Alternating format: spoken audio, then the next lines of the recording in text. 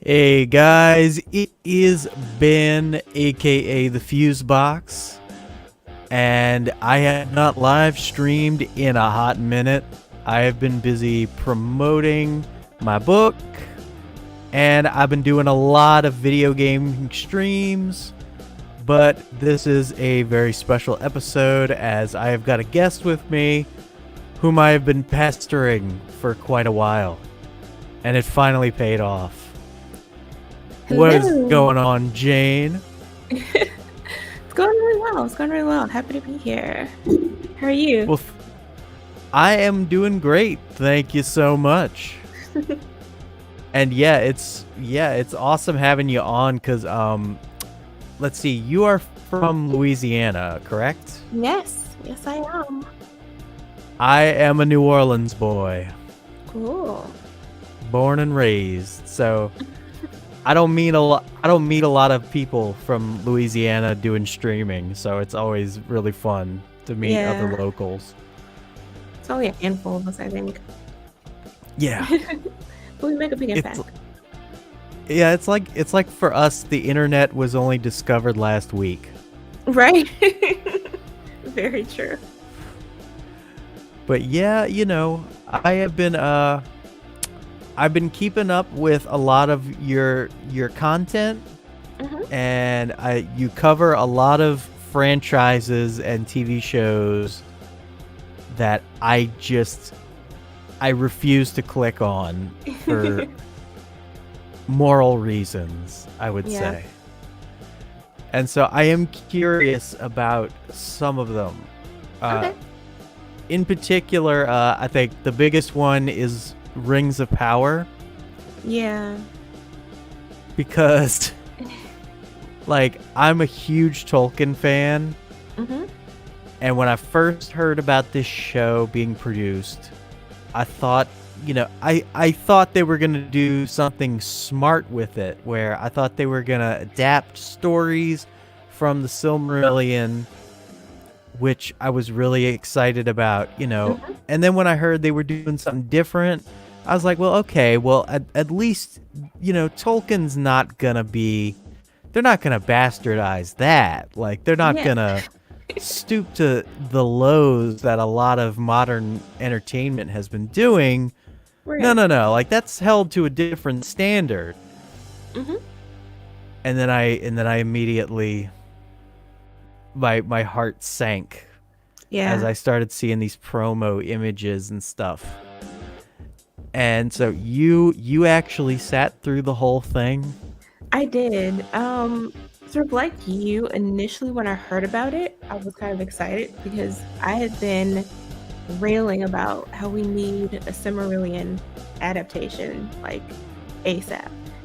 But when I learned that they didn't really acquire all of the rights, then it was like, okay, what are you going to do? Because now you're going to have to make things up. And it's like, okay, I'm thinking maybe they would, like you said, go the smart route. Maybe they'll adapt other new characters, but in the universe, like in the world, which could be fun if we're exploring different parts that haven't had movies or attention or whatever. Okay, fine, I'm on board with that.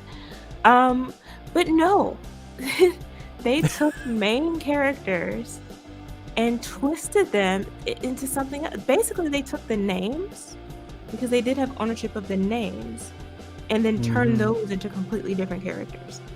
And that was where I knew it was just, after the first episode, it's like, this is gonna be trash of the worst possible kind. But and it was so bad. I never did a formal review. What I did was, I felt like I had to take it piece by piece. So like I did a couple of videos basically contrasting the show to what Tolkien actually wrote, and talked about how they could have done it better. It's just, they didn't even try. It's like it was intentional.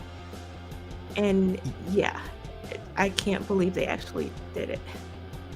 Oh God, I think for me, like, I was first thrown off by just the how they did what they did with The Witcher, where it's like you've got environments that are supposed to be like a single culture or a single group of people that suddenly are like this big ethnic mix, and there's no explanation for it. Yeah. It's like, for me, you can mix different groups and stuff, but like, with a high fantasy like Tolkien, you need some kind of explanation or background to that. You can do it. Weird. That's what was so weird, because you have Arda. You have literally a planet. Yep. So you could have used different people in different places and moved them around, but they didn't do that. And they didn't stick to their interpretations either. If you're in the South, then you're going to have darker people. But they didn't stick with that. So it's like, well, what do you want then? you have now just randomly placed people in places, in populations, for no reason. The dwarf girl, I forget her name. Yeah. But Disa. I'm trying to be logical, but I'm thinking, okay, well, maybe she's half human, and that's how she became biracial or whatever. But they never even give us that explanation. It's like, yeah. So you have nothing then. There's nothing. At least with The Witcher, my biggest issue was them race swapping specific characters. The world itself is just a bunch of humans thrown into this new place. So that's fine. But when you have characters who are supposed to look a certain way, and there's a reason especially, it's like, can we just cast them like they're supposed to look? It's just, how hard is it to do that? But and I think that the common excuse is that, oh, we want diversity, we want representation and this and that.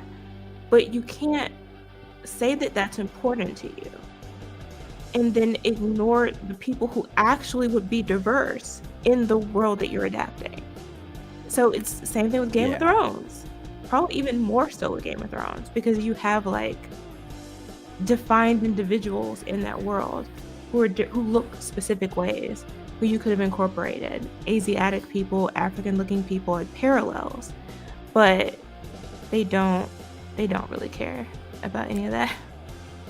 Yeah, it's like they came up with the concepts, like, that first stage of brainstorming, and then that's as far as they went with it. It's like, and they've done no research. I don't think they've actually read or studied any of the source material, or they just don't care about it.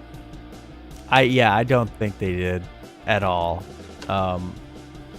Because I mean, just again, like, I was watching you and Nerdrotic talk. Like, I watched y'all break down a lot of the series, so I feel like in some ways I have watched a good bit of it, even though I haven't seen it at all. But I remember, like, when that series first came out, I think I was angry for like a week. Yeah.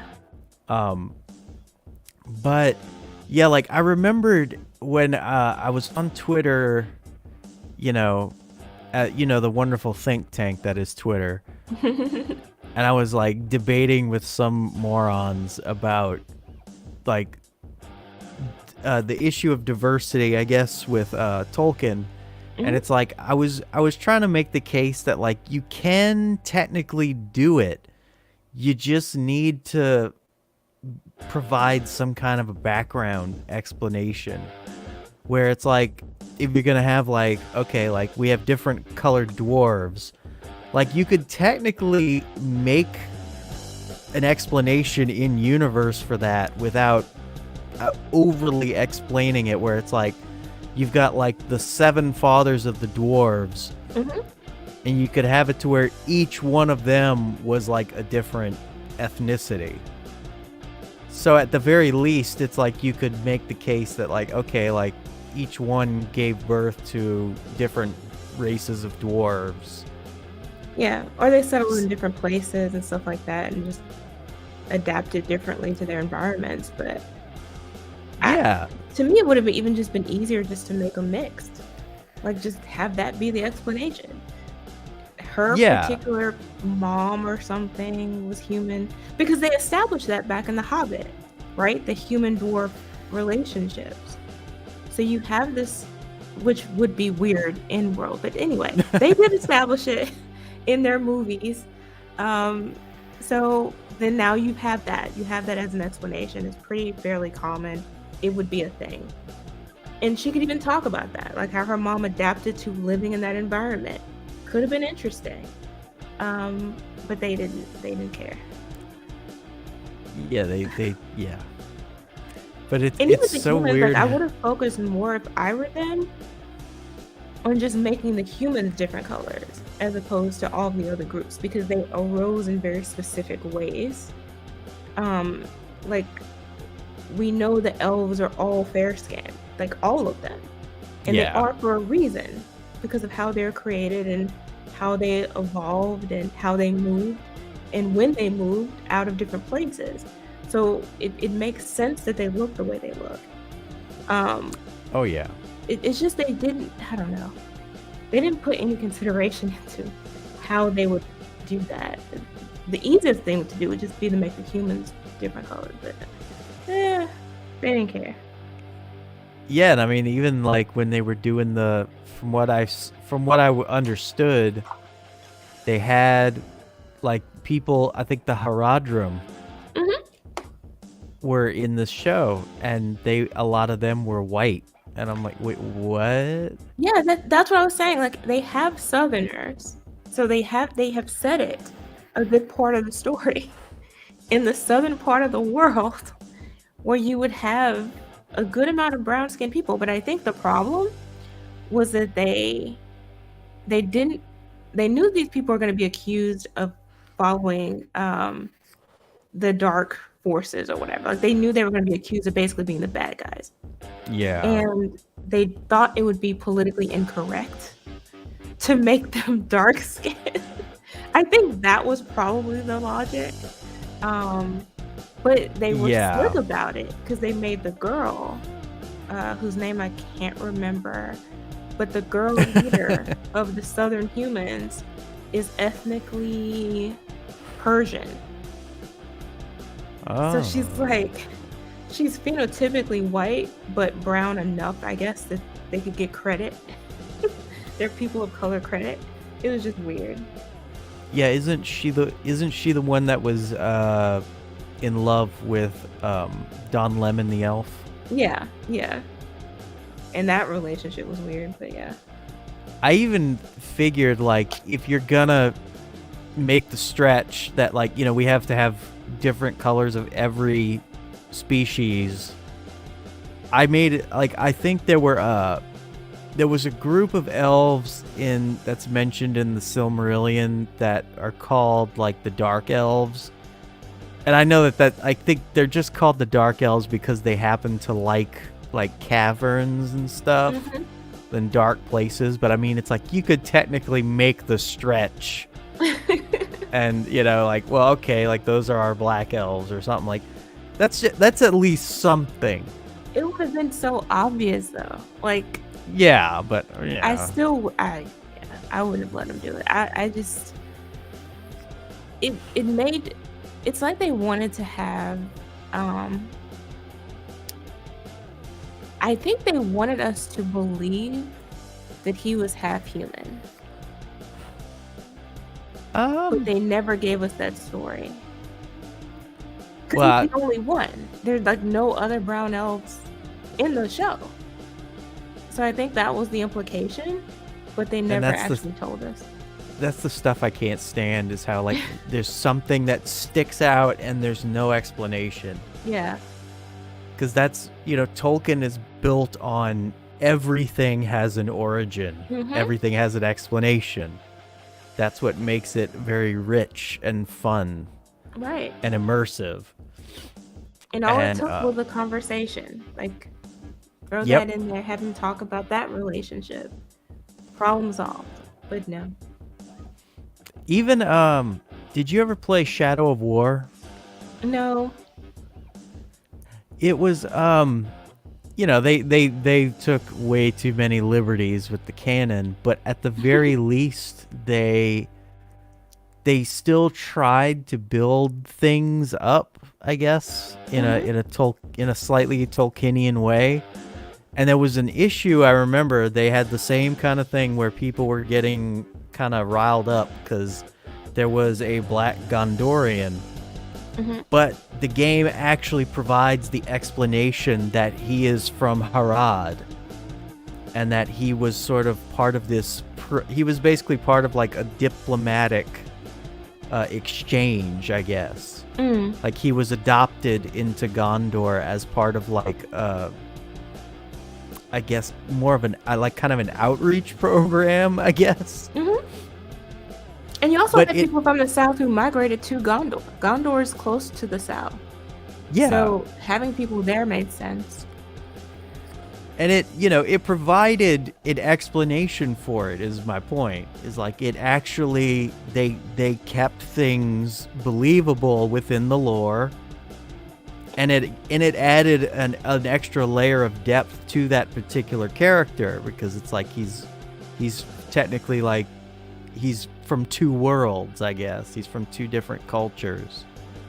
But I think sometimes they don't also establish well where people are or the region or its influences to make it make sense.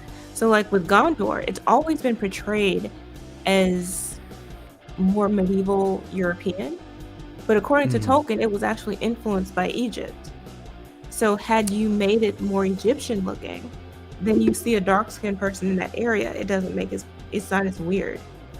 Yeah. But how it's been portrayed has been entirely European, so now people have this perspective that it's the same as some of the other cities when it's supposed to be uniquely different. Yeah, I had never actually heard that before. That's interesting. It's in one of his letters to his son, I think. And that falls in line with the whole theme of how Numenor is basically like a parallel to Atlantis. So it would make sense that their successor kingdoms would be kind of ancient in their motif. Right. That's good. Damn it. So much really wasted cool. Potential. The detail that he put into how he constructed his cities and towns and the landscape and the people and each individual character, it was just so incredibly detailed. And if people have not read the letters that when people would ask him questions, and also when his son would ask questions about the material, it adds a whole new layer of understanding like his mindset as he developed these places and the languages and everything. It's an incredible body of work. And it's absolutely to see, going back to this show, what they did to it's really a shame. Like they should be ashamed of themselves because they had so much they could have worked with. I mean, it's just so much, and they wasted it. And it's sad that the most hateable character is Galadriel. Yeah, and for good reason. They made her a villain. Honestly, I mean, I don't know how else to describe her. She's a terrible person to everyone. See, I haven't seen too much of that just because I haven't watched much of it. I saw the clip of her teaching the Numenorians to sword fight, which was everything about that was so wrong. They made the so many Numenorians levels. weak. They made them incompetent. And this was before any alleged corruption, because they go through that phase where they sort of go off the rails. But this is even before that. And they set them up as being just weak physically, weak mentally, weak in terms of their culture and development. It's not the city you sort of see described in the novels.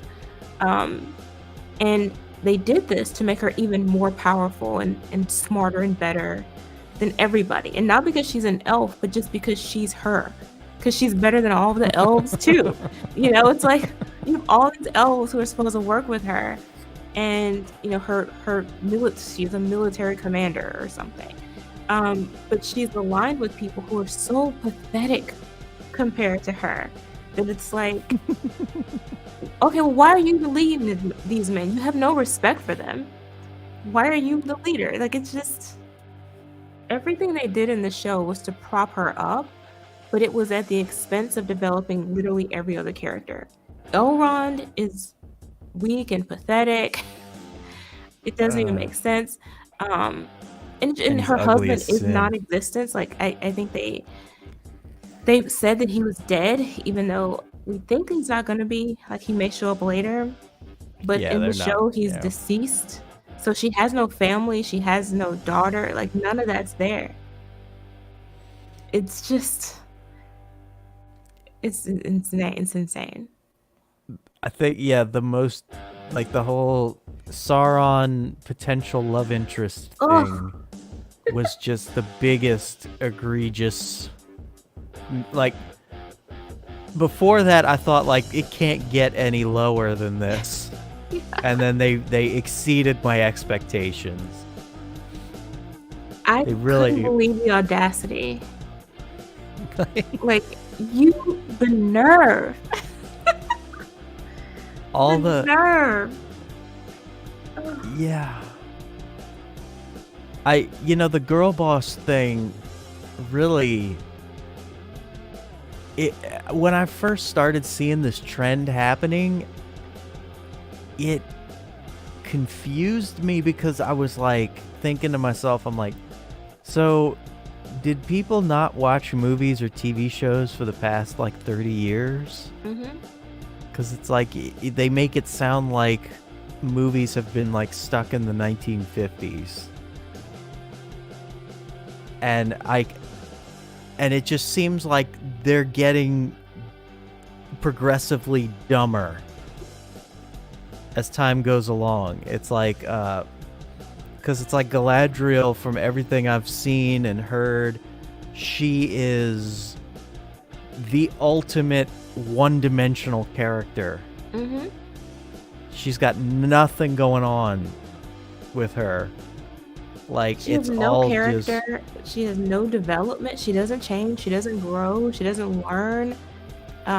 She simply is right. Everyone else is wrong. She sees, the future, how things are going to go. She has the best solutions to every problem. She's the best at everything. And yeah, it's how she's a completely unlikable character the entire season. It's not like they start her that way and later she learns something, she loses something. No, it's from beginning to end, she is insufferable. And the other thing about that is that Galadriel, by this time, is thousands of years old anyway, right? So this is not someone who should be acting like a teenager, and yet that's kind of how they've set her up. Like this wild, this individual who's just out of control, and she's vengeful and she's angry, but for no real reason, upset at the world. And it just acts like a petulant teenager. Yeah, a petulant teenager. And her motivation is, they set it up like she's mad at the world because her brother died. And it's like, I mean, the elves aren't ever really dead. So it's like, why that wouldn't be the thing that upsets her. I mean, she could be upset of what's happening in the world, but that wouldn't be, like, she's not seeking vengeance because she's never going to see her brother again, Yeah, and from what I recall, like, Silmarillion's my favorite book of all time. Mm-hmm. So I've delved heavily into the lore, and from what I understand, I might be wrong, but I believe in Middle-earth, Galadriel is the second oldest elf, like, in all of Middle-earth. And I think Círdan the Shipwright is the oldest. And I believe she is the second oldest because she was born in Valinor.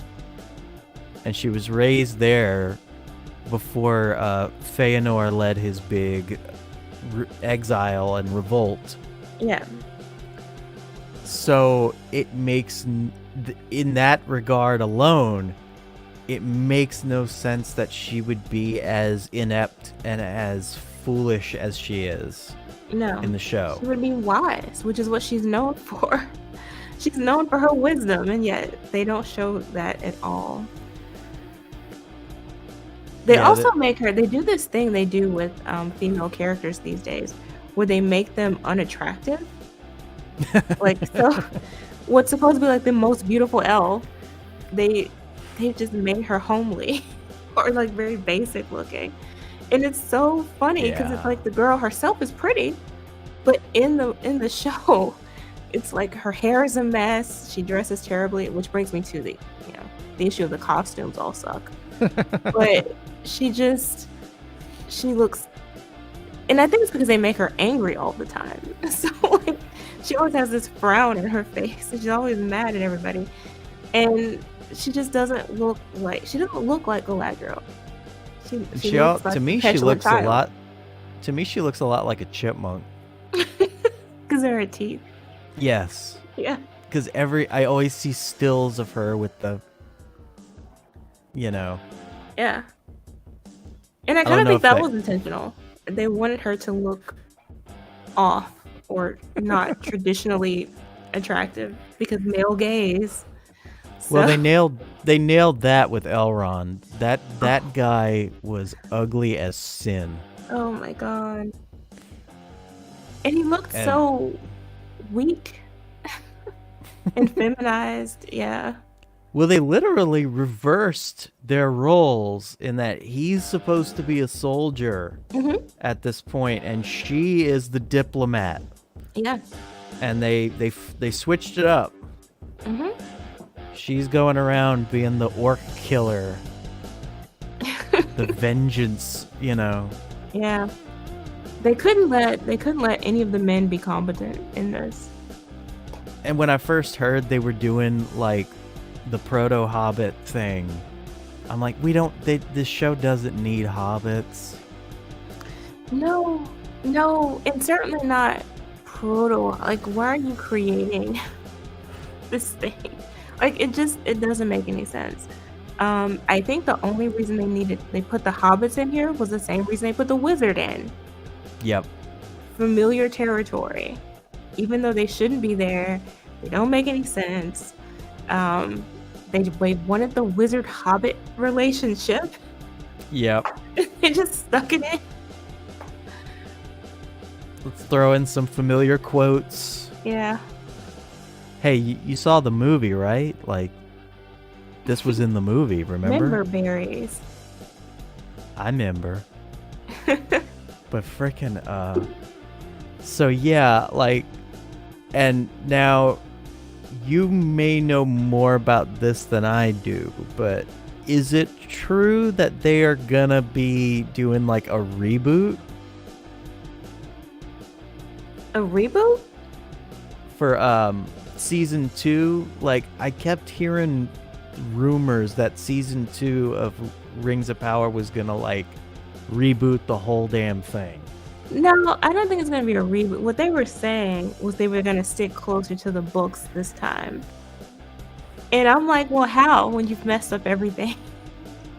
You've messed up everything so far with all of the characters that are the foundation of what's to come. How can you... Because even with the Rings of Power, they only made the Elven rings. Yeah. So... And from what I saw of those, they looked like they came out of a gumball machine. But... Yeah. Everything in this show visually is ugly. That's the other thing. Like, I expected at a minimum to be taken in by the world. Because that gets me every time. Like, that's my bias. If you can give me a beautiful world to sort of escape away into, I can almost ignore bad dialogue, bad characters, if I have everything else around me that's just beautiful to look at. But they didn't even give me that. Everything looked like a stage play. It looked fake. Everything looked fake. And the costumes looked cheap. especially that, at the same time Game of Thrones was on. Well, the House of the Dragon. And so people were able Yes. to make one-to-one comparisons, and with a much smaller budget, House of the Dragon killed them in set design, costumes. I mean, you name it. Oh, definitely. And like, I watched House of the Dragon. I watched that one, and the whole time as I'm watching it, though, I got kind of sad because as I'm watching as I was watching it play out, I'm thinking to myself, this could have easily been something in Numenor. Yeah. Like all of this stuff going on, like with the the politics and the dark shit happening, the drama, like, and with the way everything looked, like this easily could have been something for Numenor. There was so much potential for that. I feel like that's what they should have done. I think they should have picked a location and laid the foundation for the story there, because there's so much. There's a whole show just with Numenor and what they go through. I mean, you could do an entire show just on them. And if they had spent their time there, I think that would have been interesting. They could have cut the budget a little bit and focused on things that mattered. And you could have had that political intrigue and the backstabbing. And it goes, like you said, it goes in very dark places. The Numenorian sacrifice and all this kind of weird stuff they get into. Like, you could have played into all of that. It could have been fascinating. You could have had your Game of Thrones type thing playing out in Numenor. That's where it was for. Because ultimately they pay the price for it. Yep. And just the build up to that would have been amazing. But no. And Muriel didn't need to be queen. No. And I hate how they did it. They basically, the only way this would work is if her father wasn't dead yet. So they put him on his deathbed and have her basically rule as regent. And that's just so sick when you think about it.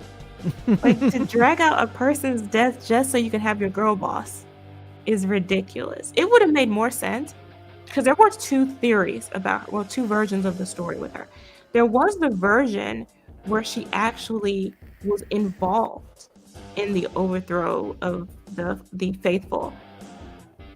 But there was the other version where her throne was actually usurped, right? Where it was more. That's the one I'm familiar with. Yeah, and you could have gone either way. Like, it's in writing in both versions. You could have taken either one. If you wanted to give her more agency or whatever, you could have gone with the one where she was personally involved, but she still wouldn't have been queen. She would have just been a co-tyrant or something evil. But I feel like you could have easily, since they love to do the oppression narrative of, women are victims of men, that easily could have played out along with the actual story, because of the fact that she was basically forced into marriage with Ar-Pharazôn. Yeah. And all. You could have easily made a sympathetic arc for her in that. And I have a feeling that's probably where the show wants to go, considering they already pretty much made it. I don't think they set it up well, because they did this thing where he is sort of a politician, and she's very strong and very confident in her position. So I mean, maybe they're going to make it a fight, but how would they get married given how they are? Like, it doesn't. I think they've written themselves into a corner. Yeah, it's tough to be woke and make good character arcs. Yeah. Cause from everything I've heard and from what I've seen on Nerdrotic, it looks like Ar-Pharazôn is our Trump allegory. It seems like it, because he does the whole "they're taking our jobs" thing, which made no sense. Yeah, which makes no sense, because there's literally this one elf in the entire country. She took all of our jobs. It's crazy, and Like, there's no explanation. Like, there's no logic to it. Yeah, and I mean, you already like, why the hell didn't they focus on the whole like they're envious of the immortality of the elves angle? It seems That's it's so it's easy. right It's there. right there. Exactly. It's right there. You could have dealt with death and immortality and that fear, that desire to continue living forever, that desire for power, that insecurity that comes with that. You could have built up to that. Oh, but it would take time to do it. And I feel like they tried to rush everything to make up this fake reason why they would not like the elves anymore. There was no logic to it. The story as written is so much more meaningful and so much deeper, and so much more relatable. Yes. But they just said, screw that. We'll do an immigration allegory. And also, I would not be shocked in the slightest if we learned that none of them actually read the source material at all. Yeah. I would not be shocked. I don't think they did. Like, they were just like, all right, well, let's look up some Spark notes. Okay, cool. We'll roll with that. Okay, we'll throw that part out. Galadriel's Xena warrior princess. Yeah. Without the depth. Yeah. Even though that show wasn't deep at all, it looks like a Shakespeare play compared to Rings of Power. It was so much better than this. I would dare say the costumes were better. Probably. Because what they have them wearing, the Numenorians, yeah, I saw looks that. like sweater vests. I mean, it was just ridiculous. And when I always remember the armor that they wore during the Last Alliance battle in the movie. Mm-hmm. I'm like, so how do you have an upgrade that drastic when Numenor is supposed to be the ultimate army? Yeah. But apparently they're not until they're trained by the awesome Galadriel in her Frozen outfit. Yeah, exactly. And it's so messed up because even that, like, what's insulting is even what they try to do, they do poorly. Because she is an elf and they are human. So she would have some skills that she could perhaps pass on to them. But they don't do that either. It's just sticking with the pointy end. It's like the training. They don't actually have her work and train and risk injury on either part. Like, it's just childish and simplistic, and it's over in 2 seconds. If you're gonna if you're gonna set her up to train them, then make it happen. Get some professionals who work with swords and all of that stuff. Get those people on set. Get everybody in the gym. Get them trained, and then give us a battle. You know, if you're gonna do that. But they didn't do that either. And it all takes place in this little square, I guess supposed to be the town square, but it's like as small as a bedroom. Like a standard sized bedroom. This is the fight that they have. It is so stupid. And it's surrounded by townspeople who are selling their stuff. So it's like you're showing how much they just don't care. You're not doing it out in the field or in a training camp or something that they would have. You're having this fight take place literally in the middle of a shopping center, essentially. In a corner of it where people have like glass and stuff they're selling and food. It's just it's so weird to think that it's so weird to think that the Mortal Kombat movie from 1995 had better set dressing. Yeah. And it could have been great. Like, you could have had them on a tall mountain hill or something, having this fight in the training camp, and her doing all her aerobatics and stuff. It just would have made more sense, and they would have had more room to do more things. But it feels like everything was on a stage, on a small sound stage, and nothing was actually outside. And having her training in a dress. Yeah. That's a little much for me. It's so stupid. They couldn't afford armor, I guess. I don't know. She has her one bit of armor that gets dirty and clean instantly in the next scene every time. It's Elven. It's magic. Oh, God. So, to slightly switch gears. Mm-hmm. Let's see. Do you review Star Wars stuff at all? The only thing recently, I have looked at the latest one, Andor, but I couldn't get through like past episode 5, I think it was, because it's just, I think it's the fact that they're trying to associate it with Star Wars and there's nothing at all Star Wars about it that just irritates me. It, as a show, it's fine, like it's fine. But it's not Star Wars, and the fact that they keep trying to tell us that it is, it turns me off from it completely. I just can't focus, so I stopped watching it.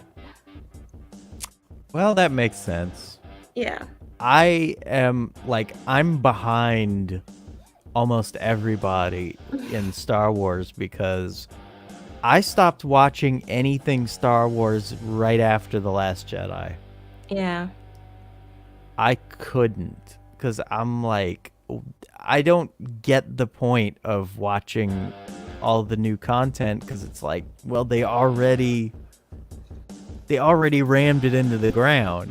Yeah. It's like, we know where it's going with Luke and all that, and it's like, you can dress up the previous events all you want, but it doesn't change the fact that they completely ruined the most of the main characters. Oh yeah. I think for me, the reason why I continue to at least give every new thing a try is because I want it to be good. Like, I get that. I want to like Star Wars stuff. I like the universe. I like the world building. I like the characters. And Andor had potential. It just, for some reason, they're doubling down on him being essentially evil. Like, I mean, he's not a good guy. He's not a good person. And I mean, you have him shooting people at point blank range for no reason, threatening to shoot people. Again, for no reason. It's not like with Rogue One, which I really did enjoy, it felt like Star Wars. The deaths had reason behind them, had significance. What few there were in terms of like personal one-on-one combat. But in Andor, it's like they're making a different kind of movie. It's like they're making one of those spy movies or something. Yeah. Because I think the writer, that was his specialty. It's like the Bourne type movies. Okay. And that's what it felt like. It's like he's just taking out people who get in his way, He has his own agenda. He doesn't really care about the rebellion. He just gets involved for his own personal benefit. And I don't have any interest in that. Like, I would rather see characters who do care about what's happening in the world and who've chosen a side. I don't even care which one, but they've chosen a side because they believe in it. And they see some sort of hope in the fight ultimately. Because that's what Star Wars has always been about. Like, you're fighting because you hope that by doing this, things will be better. That's the whole goal. That's the whole point. And with Andor, you don't get that. That's peculiar, because, like, I remember in Rogue One. Well, I thought most of the main characters in Rogue One were boring. I liked that one scene they did with him where he kills the two informants. Yeah. And it's clear, like, it's one of those things where he's like put in the situation where he kind of has to. Mm-hmm. And it was like I got the vibe from the two scenes I remember him in. I got the vibe that this was something he believed in, and that was why he was doing things that were immoral. Mm-hmm. Was ultimately, it was like the ends justify the means kind of deal. Right. But if he doesn't give a shit in the show, it's like, well, why? Why? Makes no sense. It makes no sense. It's literally pointless. It's he's basically a mercenary. Oh, so they're trying to do Mandalorian Part 7. Yeah. Exactly. Mandalorian I wanted to be good, and it just wasn't. I didn't even watch Mandalorian, even back when people were talking about, like, oh, it's so great, it's just like old Star Wars. I'm like, well, I don't care anymore. Because, like, they pretty much decided to take the best, the core of the overall franchise. The core was characters like Luke Skywalker. And they decided to completely run him into the ground. Mm-hmm. Because you weren't expecting it. Dad. And then kill him. Yeah. And it's all because you weren't expecting it. Yeah. That's stupid. And then they did their crap with Rey, which I was okay with her character after Force Awakens. I thought there was potential there. It was like that's the thing with the J.J. Abrams model, was that it was like he had set up enough to kind of hook me in Force Awakens, but it was like the second one needed to be really good. Yeah. Like that was what it was all hinging on. And then they switched directors. Yeah. Well, I don't mind that. Like I from everything I know about J.J. Abrams, it's best to just let him set it up. Like, because he's not very good with the follow through. But you have to have the same. Everybody has to be on the same page of what the story's going to be. Yeah. And I think that's the problem, is that they didn't plan out the trilogy. So you end up with phase 1 going in one direction, phase 2 going in the opposite direction, and then phase 3 where you quickly try to combine the two. And it just fell apart. It just fell apart. But I agree with you. Like, I felt like The Force Awakens, there were issues I had with it, but it left me feeling like, okay, this could be something. It could be interesting. But then it was, I just, like, in the fandom, like, I can remember the excitement over Rey and people trying to figure out who she was and, what her lineage was, what her connection was to the core families that we knew. Because this is supposed to be a new generation. And I think a lot of people who are fans of the novels expected family, right? Because that's what it's always been about. Star Wars has always been about family.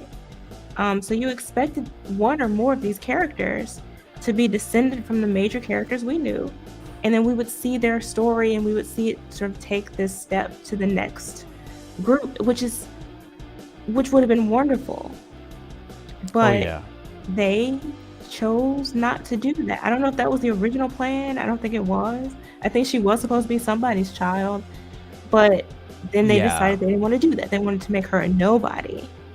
And it's like, nobody, that's not what it's about. That's not Star Wars, and nobody wants that. Like, the magical lineage thing is a thing.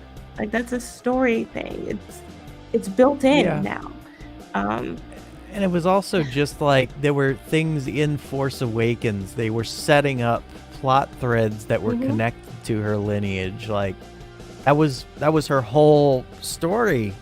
Yeah. In number 1 was like she's like trying to figure out what happened to her parents. Right. Why she was left on that planet all by herself. And then for audience members who like pay attention to Star Wars lore, we were all trying to figure out why is she so damn adept at the Force. Exactly.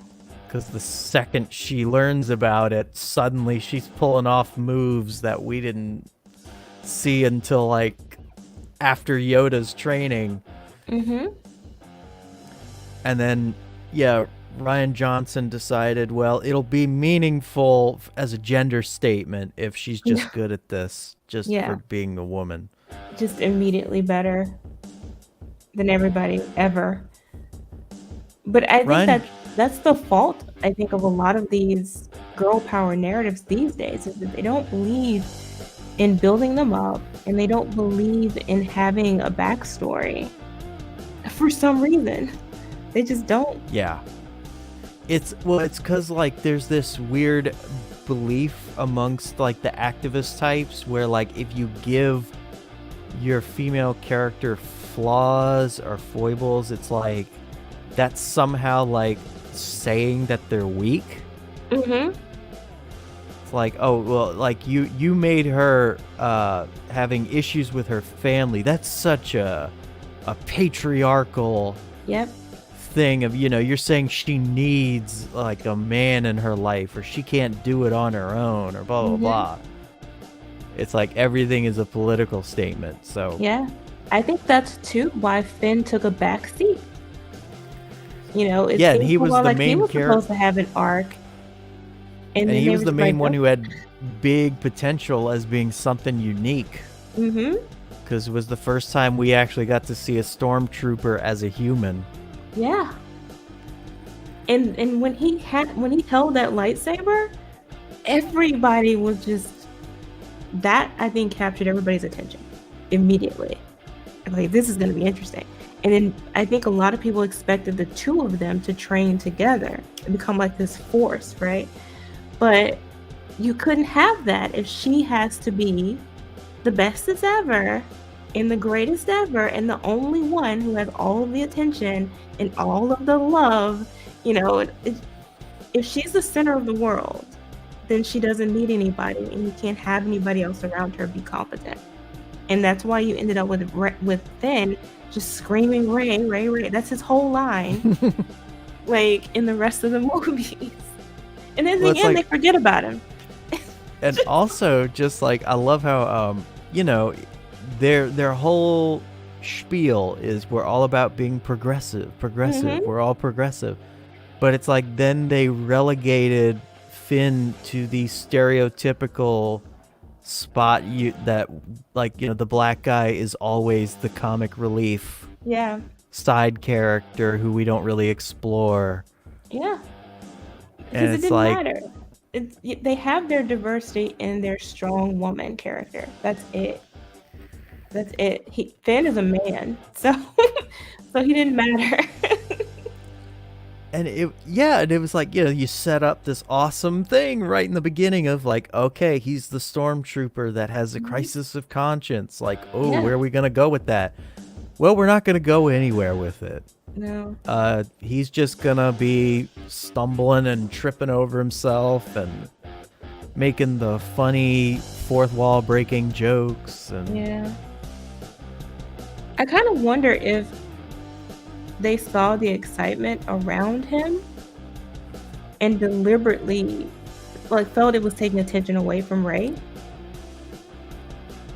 See, I would say yes, but I don't think Rian Johnson paid attention to anything from the movie before. Yeah. I think he just learned, okay, who are our characters? These are our characters. Okay. I'm going to treat this as though I'm doing it from the first, this is our first movie. Because he broke, I think the big subversion Yeah. that I found really annoying was the fact that he clearly didn't like the fact that he was doing the middle part of a trilogy. Mm-hmm. And it's like when you're in the middle of a trilogy, you have to build on what's been established, and you have to add to the forward momentum of the story. Yeah. Throw in some more conflict. It's like he wanted to do his own movie separate from all of that. Yeah. And so that's why he kind of cut the trilogy off right at the knees. Where he's like, okay, every plot line that was set up from Force Awakens, we're just going to let it fall flat. Yeah. We're going to give you the most uninteresting, flat endings to these plot lines. You know, it's like, Rey, who's Rey? What's her lineage? Well, that nothing, nobody. It's not important. Just get that out of your head. Yeah, that didn't happen. Haha, you cared. And then, you know, Luke, he's on the island. What's he even doing there? He's got the mysterious thing. What's going on? Well, he just went there to die, and he just wants you to leave him alone. Fuck off. Like, stop it. And then yeah, Supreme Leader Snoke, who's this mysterious new evil force in the galaxy? What's going on with all that? He's risen to power in the shadows. How did that happen? Well, it doesn't matter because he's just dead. Yeah. Just forget about him. He's yesterday's news. Stop it. And yeah, like it was just, yeah, everything falls flat, cut off at the knees, reset, and then it's like, that's why I knew right after that movie, I'm like, I had no to see the third one. Yeah. Number one, because the second one ended on such a bleak note for me. I'm like, there is nothing left in this story to build on. So I have no interest in seeing what the third one would do. And also, number two, I knew the third one was going to be a clusterfuck. Yeah. Because, like, even way before they announced anything about it, I knew, I'm like, whoever's doing the third one, they're going to have to set up, like, a whole new arc. They got to do the job of 2 movies in one. Yeah. And that doesn't go well. They failed miserably in the worst way. Because there's so many things they tried to retcon, and it's like, you can't. It's not going to work. It's not going to work. I know, and like, that's why I, you know, it's one of those things where it's like, people can talk about how awful it was and all, but it's like, well, the sad thing is, it was, no matter who was doing it, yeah, it was gonna suck no matter what, because it had nothing to work off of, and it had to basically do a quick repair job. It had to try to make it seem like these 3 movies fit together, even though they don't. Yeah, it couldn't. They couldn't do it. Yeah. And so making her a Palpatine was like the worst option. Yeah, that was desperation. That was, we've got nothing to go on here. I mean, bringing the Emperor back was desperation. Yeah. Ugh. I mean, there was just no damn point. It was insane. I see Dave is yeah, I'm a big Dragon Ball fan. Are you? Oh yeah. I love Dragon Ball, even though I recently did a video where I'm like, I never thought I'd say this. I think it's about time for Dragon Ball to wrap it up. Really? Did you watch the movie? Yep. What did you think? I liked it. They kind of they've been doing a lot of obvious things with it, like they're kind of reaching that point where it gets too ridiculous to keep up with the power building and the power scaling. because at this point Goku's a freaking god. Yeah. And so they're doing what they're kind of being smart about it in that they're exploring more of the character aspects. Like in the manga, they were exploring recently how like Goku is finally learning about his father Bardock, which was something that was never touched on before. So I thought like that was a clever way to go about it. And then like in this latest movie, they started playing around with like, you know, the children of the members of the Red Ribbon Army and what's going on with that. And I think and they also gave us a little Broly teaser. Okay. But yeah, it's just that there's not much else you can do in terms of power scaling that, you know, it's gonna look completely ridiculous and off the wall after a while. Because even Dragon Ball Super has broken so much of the power scaling. Yeah. Like the power levels are all over the map. Well, it's been going on for so long till. Yeah. Where can you go from here? Yeah. And I was always that guy who was like, oh, I just want more and more. I don't care. But I'm reaching that point where I'm like, it's probably best to wrap it up, as much as I don't like saying that. Yeah. Oh, Lordy. Dave wants to know what your favorite franchises are.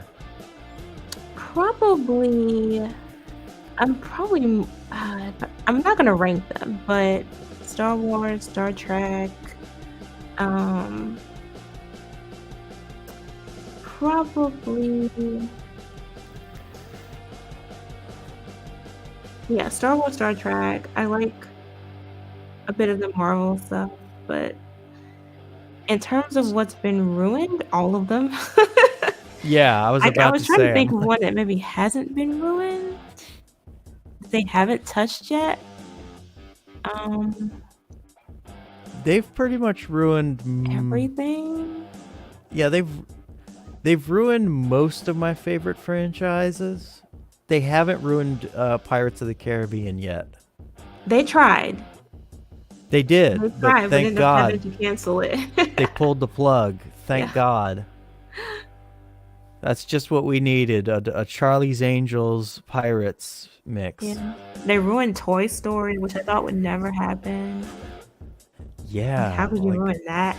So simple. And they didn't even, they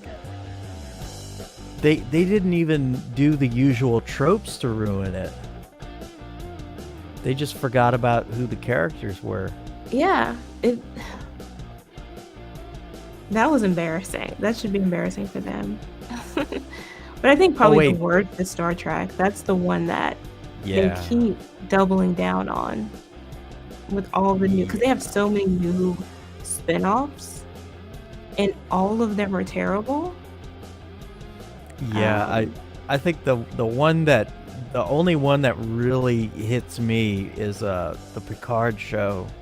Because the only Star Trek I really got into was Next Generation. Really? Yeah, I didn't really watch the original. That's my favorite. To me, there are categories, like there are levels. You have the original series and the animated series that came like right after. That's like top tier. Like that I watch regularly, like to this day.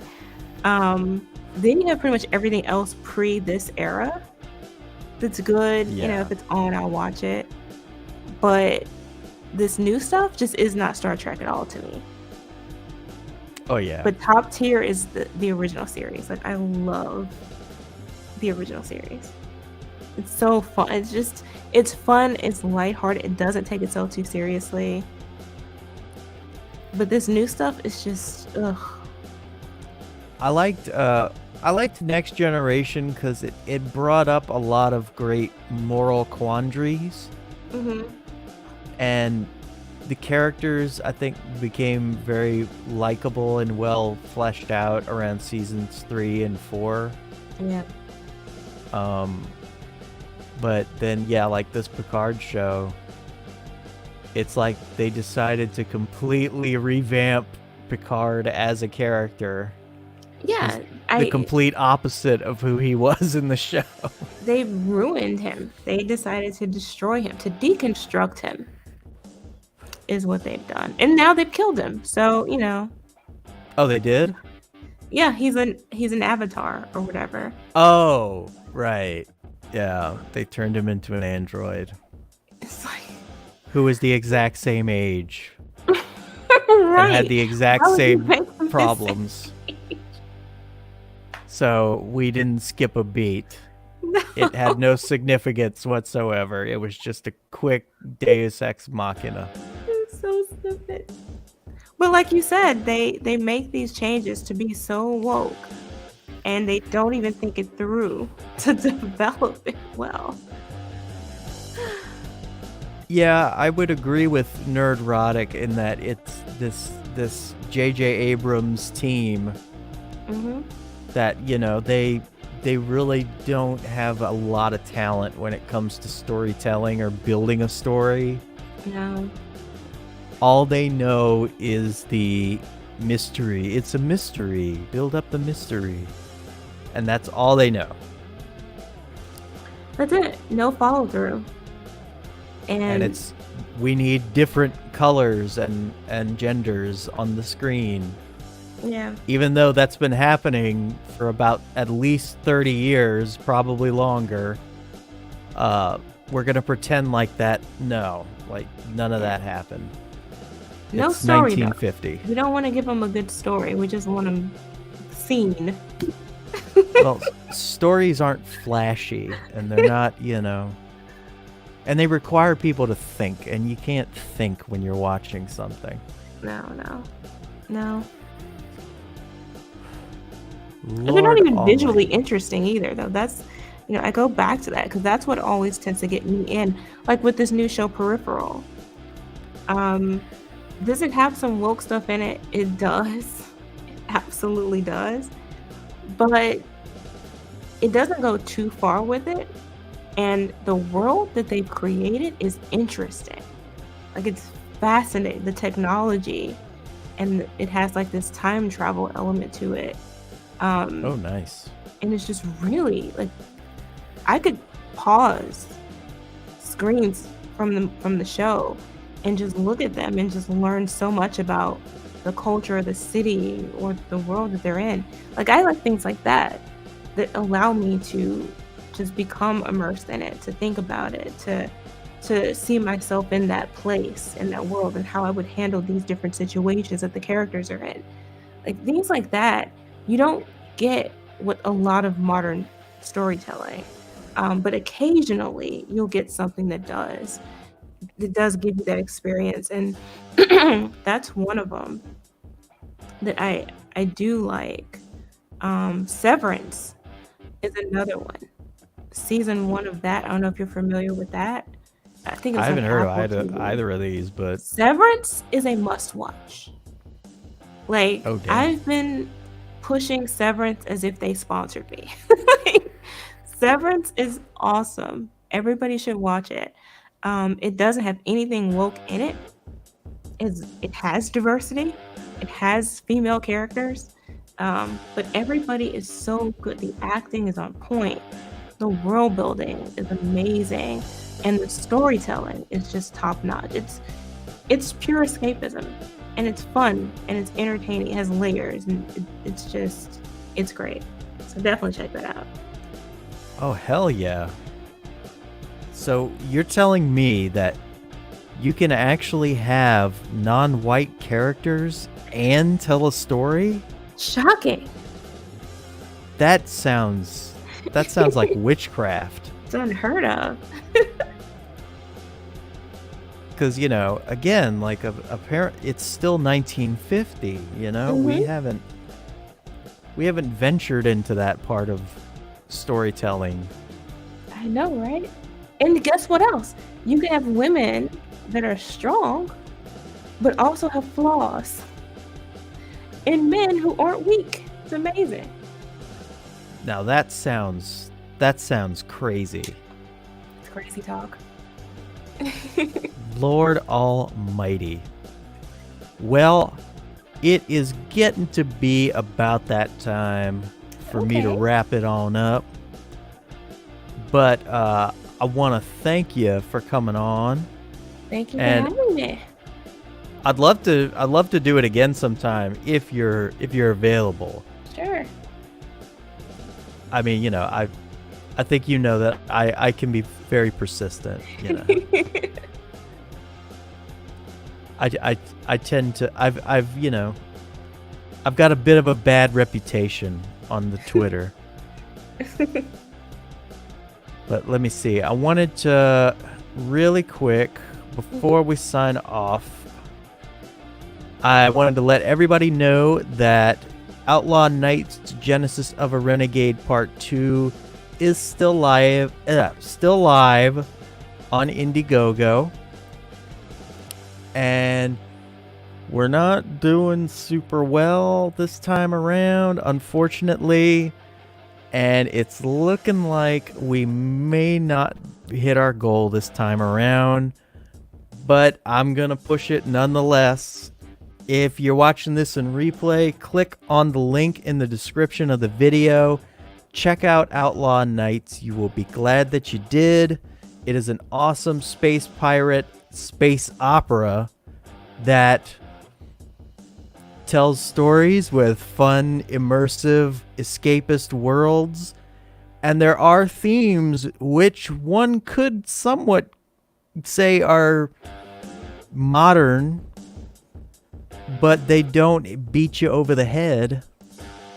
And, you know, they don't call one group evil and one group good. You know, there's nuance. I know that sounds nuts. But, you know, it's fun, it's immersive, great characters. And so I'm going to play this trailer real quick for everybody.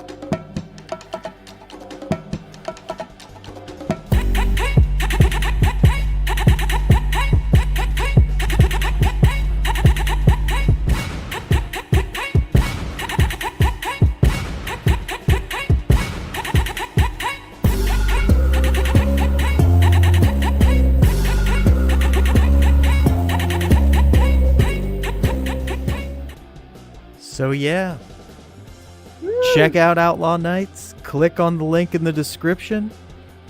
And Jayne, thank you so much for coming on and chatting with me. I enjoyed it immensely. Although the more we talked about things, the more I started getting depressed. But yeah, if you like anything we had to say, go ahead and hit the like button. Go ahead and hit the subscribe button. Be sure to hit the bell for notifications. Hell, if you didn't like anything we had to say, go ahead and hit the dislike button. The engagement feeds me.